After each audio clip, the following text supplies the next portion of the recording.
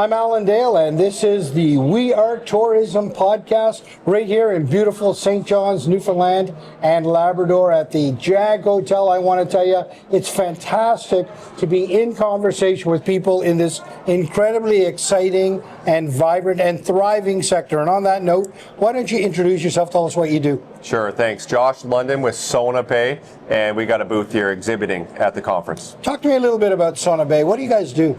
Yeah, so we're a full-scale solution company for merchant services. We handle POS, inventory management, ordering, and simple payments. So anyone that accepts credit card, debit, or cash would be a potential customer of ours. Wow. What brought you to this world? Talk to me a little bit about that. Yeah, well, in terms of the payments world, it's funny. I stopped playing hockey, and a former teammate of mine, we ended up having a conversation. He asked what I was doing. I asked what he was doing. One thing led to another. He sent an intro over to the president, and here we are. Here you are today. 8 years later, yeah. Wow. Company going well? It's great, yeah. No, very happy with the decision I made to jump into it. I had no previous history or past in the industry, so it was a big learning curve, but I'm enjoying it. Must be ideal for the hospitality sector, small operations, trying to work through all of those complications themselves. That's right, and business-wise, what do we do different? Local service and support. So we help with a lot of those complications, a lot of that uplift for training. We'll take that on ourselves, make it easy on the operators for a smooth transition into our company.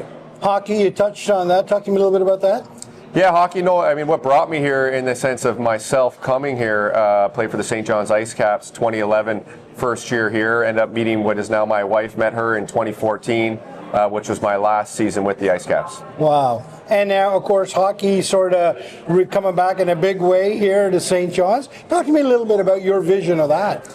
Yeah, well, I think it's great. I was here in what looks to be those glory days of the Ice Caps, sold out every game. Wow. Great support. 2014 was my last year, so that was the Calder Cup Finals year. Yeah. City was buzzing. I talked to my teammates still about it. There's talks of a 10-year reunion, which we might be 1 year late now, but everyone wants to come back. So all the players loved it. It was a great time, and now we have junior hockey coming. And, so I'm from Vancouver, so what do you have? The Vancouver Giants, Kelowna Rockets, those are mainstays. London Knights, Halifax Mooseheads. These franchises have been around for years. And, not that they're not going anywhere, I don't think they're going anywhere.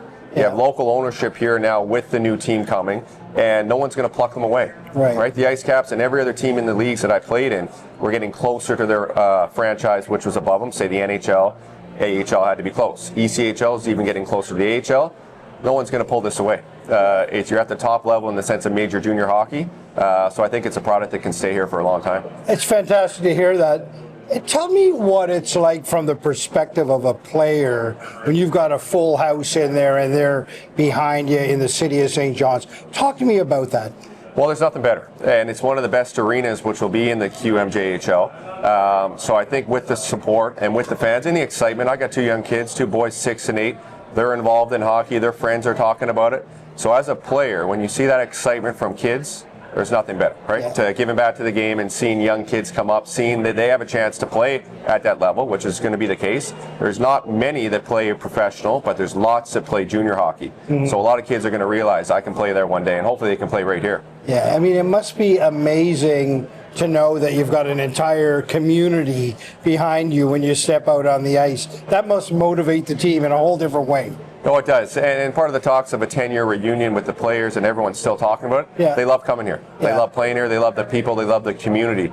So as those players come now next year, I think they're going to realize that community, that sense. Right. And if we can all show up and be there for them and have a packed barn, they're going to perform even better on the ice. Yeah, well, that's the key, right? Show up and be there for them, and then they'll be there for you. And I guess that's really where we are now is, okay, let's get the excitement built for the regiment and get them ready. When they arrive, we're here behind them. That's right. And there's a good buzz, and I think people realize it's a product that can stay. It's going to be something new in the sense of professional hockey for the last number of years. Right. Now we have junior hockey. Exciting, fun, young kids. It's going to be fast.